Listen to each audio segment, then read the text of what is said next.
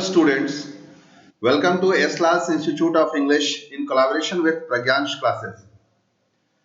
Students, today I am going to teach you a very nice poem written by John Berryman. The name of the poem is The Ball Poem, which is prescribed in your book First Flight of class 10th. So, before starting the poem, before giving the explanation of the poem, I'll let you know something about the poet. So John Berryman, as you know that he is the poet, he was an American poet and he was a scholar. He was born in McAllister, Oklahoma. It is in America. And not only that, he was a major figure in American poetry in the second half of the 20th century. He was also considered a key figure, you can say, in the confessional school of poetry. And his best known work is the Dream Songs. तो ये था कवि के विषय में, John Berryman के विषय में एक संक्षिप्त जानकारी. Now, before starting the poem, I'd like to let you know that what is the theme of the story. Basically, what is the style of the story? Poem, sorry. The poem is basically a simple story like thing of a young boy losing his ball.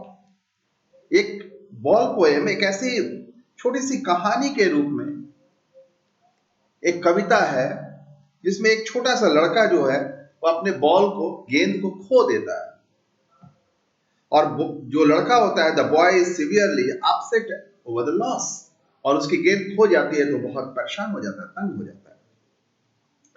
So the poem uses a good combination of tone, imagery and symbolism also. So in the start of the poem, the tone is very depressing. थोड़ा उदासी के साथ शुरू होता है. Why? Because a young boy has lost his ball and the loss of the ball actually symbolizes the loss of innocence and childhood. जैसा कि मैंने पहले ही बताया कि इसमें सिंबलिज्म का प्रयोग किया गया है. गेंद का खो जाना ये एक स्वाभाविक प्रक्रिया है. जब भी बच्चा खेलता है, आप हम भी खेले होंगे छोटे बचपन में, तो जब हमारी गेंद भूल जाती थी तो हम लोग बहुत परेशान हो जाते थे, उसको ढूंढते थे, कहाँ गई गेंद, नालियों में, झाड़ियों में, कहीं कहीं ढूंढते थे. लेकिन यहाँ पे वो तो एक स्वाभाविक प्रक्रिया, हर बच्चा ऐसा करता है. लेकिन सिंबलिज्म क्या है इसमें कि वो जो लॉस ऑफ इनोसेंस है, क्योंकि बच्चा होता है वो बहुत ही इनोसेंट फिगर होता है, उसके पास उतना ज्ञान नहीं होता है, और जो चाइल्डहुड जो साइकोलॉजी होती है उसका बड़ा अच्छा सिंबलिज्म है इसमें. सो जैसे बचपना हम लोग का लौट के नहीं आ सकता है, तो कभी कभी खोया हुआ बॉल भी हम लोगों को नहीं मिलता है, जबकि हम जानते हैं कि दूसरा बॉल हमें को फिर मिल जाएगा हमें, लेकिन कभी कभी दिमाग में होता है कि वही वाला बॉल चाहिए जो खो गया है. तो यहाँ पे बहुत सुंदर पोएम को अपने टोन में, अपने इमेजिनी के साथ, बहुत ही कल्पना है इसमें, बच्चों की जो मानसिक ये बनती है, सोच बनती है, उसकी कल्पना है. तो ये एक पोएम जो है, the poem is in the free verse, यानी कि छंद मुक्त कविताएं हैं. इसमें राइम स्कीम आपको पोएम में नहीं मिलेगा, लेकिन इसके जो टोन है, इसके जो कंटेंट है, बहुत ही रिच है. So let's start the poem. In a box it is written, a boy loses a ball. एक छोटा लड़का जो रहता है वह गेंद को खो देता है. He is very upset. वह बहुत ही निराश हो जाता है. A ball doesn't cost much, nor is it difficult to buy another ball. एक गेंद की कीमत बहुत ज्यादा नहीं होती है और एक नई गेंद खरीदना कोई बड़ी बात भी नहीं होती है. Why then this the boy so upset? लेकिन ये लड़का इतना निराश फिर भी क्यों है? क्यों इसके अंदर में निराशा आ जाती है? रीड द पोएम, आप इस कविता को पढ़ें, टू सी, जानने के लिए, what the poet thinks has been lost, ये जानना है कि पोएट जो है, कवि जो है, उसके अनुसार वो बच्चा क्या खो दिया है। And what the boy has to learn from the experience of losing something, और लड़के को कुछ खोने का जो अनुभव उसको हुआ, उसे क्या सीखना चाहिए। यानी कि ये पोएम हमारे आपके लिए भी बनाई गई है। इसमें हम आपको ये सीखना होता है कि जब हम किसी चीज को खो देते हैं तो वो एक अनुभव मिलती है, हमें पीड़ा होती है, निराशा होती है, लेकिन वो हमें एक अनुभव भी साथ साथ दे जाता है। इसी चीज को इस पोएम के माध्यम से जॉन बेरीमैन इसको समझा रहे हैं। Now I am going with the stanzas and line by line explanation in Hindi. So I start. What is the boy now who has lost his ball? वह लड़का अब कैसा है जिसने अपनी गेंद खो दी है। What is the boy now? वह लड़का अब कैसा है who has lost his ball, जिसने अपनी गेंद खो दी है। What is he to do? अब वह क्या क्या करने वाला है। कुछ तो चल रहा होगा उसके दिमाग में गेंद खोने के बाद। I saw it go merrily bouncing. I saw it. It का मतलब हुआ गेंद। I saw it go merrily bouncing down the street and then merrily over. तो मैंने उस गेंद को आनंद पूर्वक, बोल रहा ना, merrily bouncing, तो आनंद पूर्वक उछलते हुए, बाउंसिंग का मतलब जंपिंग ओवर, तो मैंने उस गेंद को आनंद पूर्वक उछलते हुए डाउन द स्ट्रीट, नीचे गली में जाते देखा। यानी कि पोएट ये बता रहे हैं कि जब वो लड़का बॉल खो दिया तो उसने क्या क्या अब करना है। तो पोएट बोलता है कि I saw it go merrily bouncing down the street and then merrily over, there it is in the water। यानी कि मैंने उस गेंद को आनंद पूर्वक उछलते हुए नीचे गली में जाते देखा है, और फिर वह उसी ढंग से, एंड देन merrily over, फिर उसी आनंद पूर्वक उसी ढंग से क्या लिखता है, there it is in the water, वहां पानी में जाकर पड़ गई है, यानी कि वह पानी में गेंद चला गया है। So altogether, what is the explanation of these lines, these 4 lines? That the poet sees a boy playing with a ball, and then he sees that the boy loses his ball. Then the poet asks the boy, what should the boy will be feeling now, what he will do now. He asks what will be the boy doing now.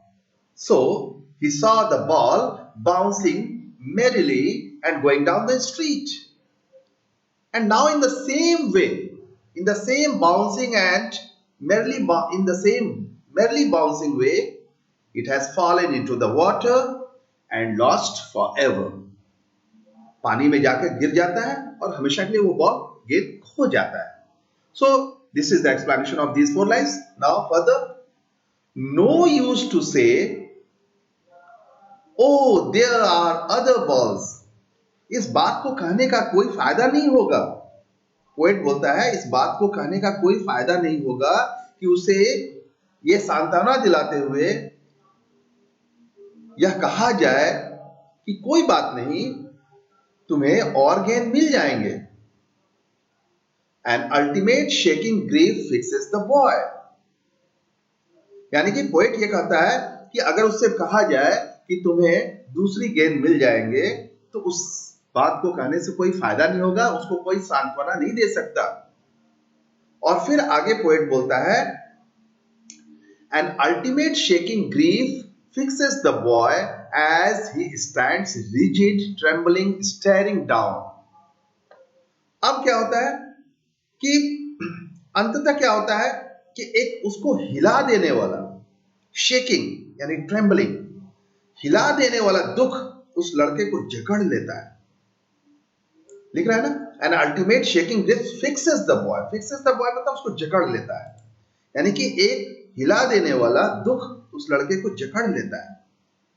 As he stands, जैसा कि वह खड़ा है, वह कांपता हुआ निश्चल होकर के बिल्कुल खड़ा है, और वह खड़ा वहां पर उस स्थान को, उस जगह को स्टेयरिंग डाउन, जिस जगह में बॉल गया है उस जगह को वह खड़ा होकर के घूरता रहता है।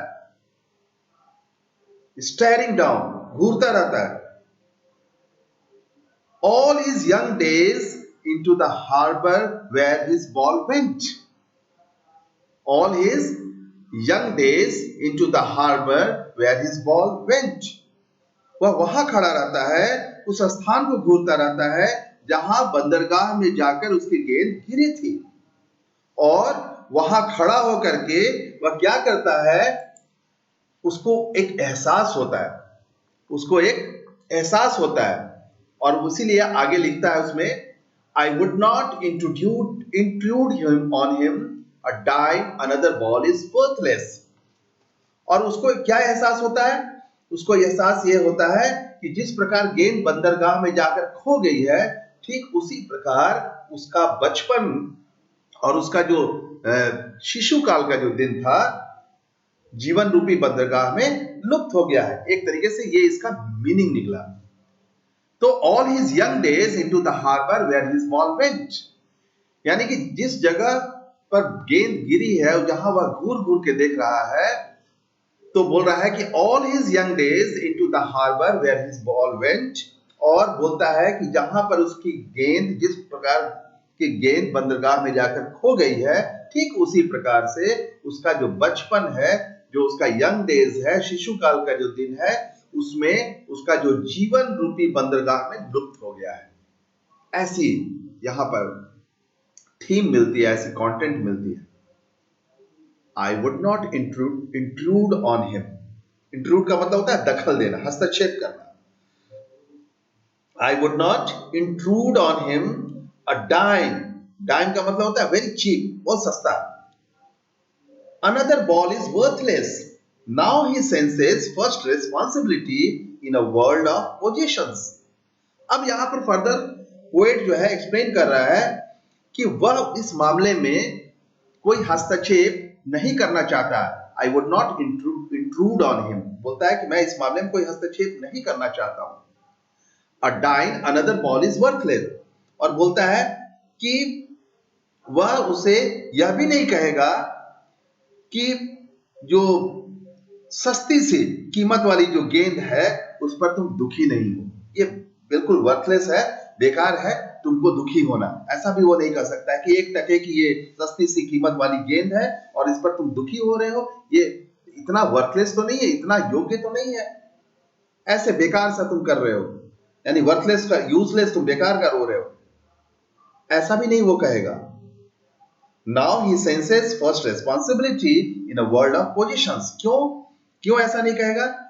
वह उसे इस जो गेंद है, वह इसके लिए, वह जो खोई हुई गेंद है का जो स्थान है, वह उसके लिए सांत्वना नहीं दे सकता, और नहीं ये बोल सकता कि दूसरी गेंद भी आसानी से खरीदी जा सकती है। क्यों? क्योंकि स्वयं ही सेंसेस हिज फर्स्ट रिस्पॉन्सिबिलिटी, बोलता है ना, now he senses his first responsibility.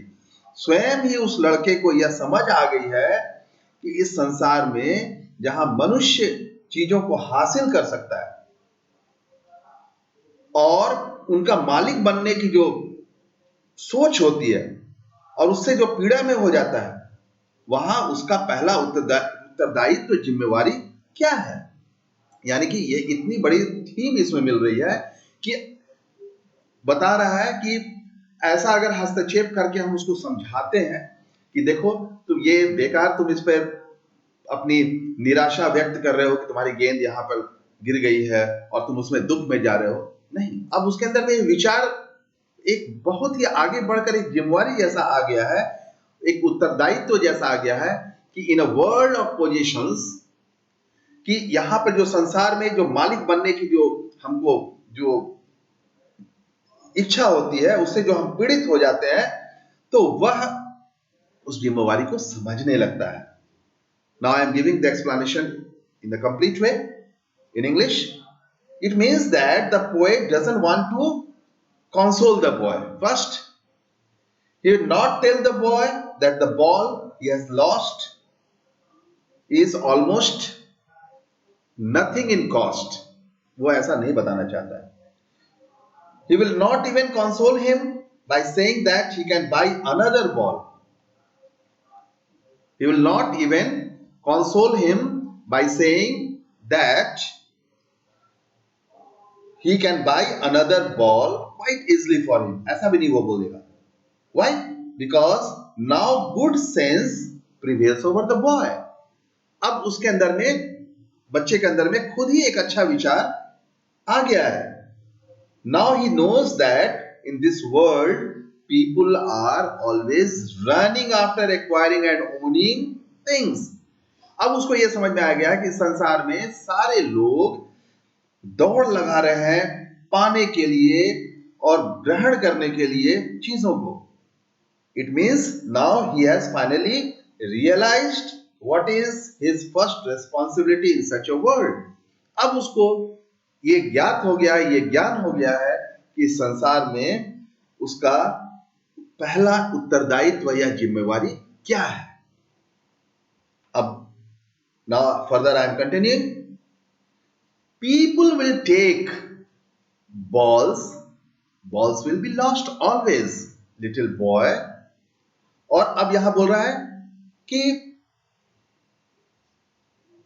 संसार में खोना और मिलना ये चलता रहेगा. कैसे? लोग गेंद खरीदेंगे और उसकी खरीदी गई गेंद हो वो खोती भी जाएगी, यानी कि खोती रहेगी. पीपुल विल टेक बॉल्स, यानी कि लोग गेंद खरीदेंगे, लेंगे. Balls will be lost always, little boy. और गेंद, ये छोटे लड़के को बता रहा है कि ये गेंद हमेशा भूलते भी रहेंगे, खोते भी जाएंगे. And no one buys a ball back. Money is external. और बोलता है कि एक बार अगर कोई गेंद खो जाती है तो उसको वापस कोई खरीद भी नहीं सकता, वो आ भी नहीं सकता है. इसीलिए बोल रहा है no one buys a ball back. कोई दोबारा उसको खरीद भी नहीं सकता है और न वो गेंद आ सकती है. क्यों? क्योंकि मनी इज एक्सटर्नल. पैसा जो होता है वह कभी, जैसे मनी जो है एक बार चला जाता है तो वो लौट के नहीं आता है. ये इंटरनल फीलिंग्स होती है, इनर फीलिंग्स होती है. तो ये बता रहा है कि बच्चा को बता रहा है कि कोई भी एक खोई हुई गेंद को खरीद नहीं सकता है.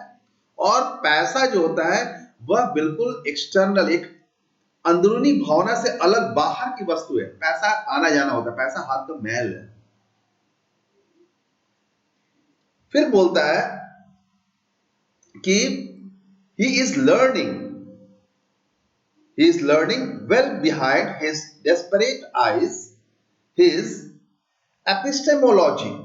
What do you mean by epistemology? Epistemology का मतलब होता है knowledge. He is learning, वह बच्चा अब सीख रहा है. well behind his desperate eyes, वह अपने जो desperate है, उदास है, जो आशा विहीन, जो hopeless जो है, आंखें हैं, उससे अपनी हानि को समझ रहा है. उसके अंदर में जो ज्ञान मीमांसा है, epistemology है, उसके वो लॉस को, उसकी जो हानि है, उसको वो सीख रहा है, समझ रहा है वो बच्चा. अब उसके अंदर में इतना ज्ञान डेवलप कर गया. How to stand up, knowing what every man must one day know. और वह इस बात को समझ रहा है, वह यह भी सीख रहा है कि किस प्रकार से नुकसान से ऊपर उठ जाना चाहिए. जैसे जीवन में खड़ा हो सके कोई आदमी, यानी जीवन में खड़ा होने के लिए एक आदमी को कैसे नुकसान से ऊपर उठना होगा. नुकसान होता रहता है, उससे उभर जाना होगा. And most know many days how to stand up. उसे वह भी सीखना है कि जैसे संसार में हर व्यक्ति को सीखना पड़ता है कि बचपन और बचपन के दिन, ये जो दोनों गंवाने के बाद किस प्रकार हिम्मत से, and most know many days, किस प्रकार से हिम्मत से जीवन में खड़ा हुआ जा सकता है. यानी कि understanding the nature of loss, यहां पर यह दिखाया जा रहा है कि now the boy is able to know the understanding the nature of loss. मतलब he is having the knowledge of understanding the nature of loss. ये बताया जा रहा है. So this is the end of the poem. Now I am giving you in short the main points of this poem so that you can remember it again. So the poem starts with the main point. I am just highlighting the things. A young boy. What happens with the opening of the poem? A young boy loses his ball. Why? Because he was playing and he saw the ball bouncing down the street. Then he saw that the ball fell down into the water and lost forever. Then the boy sees everything happening before his eyes, but he is helpless. He can't do anything. He can't recover the ball.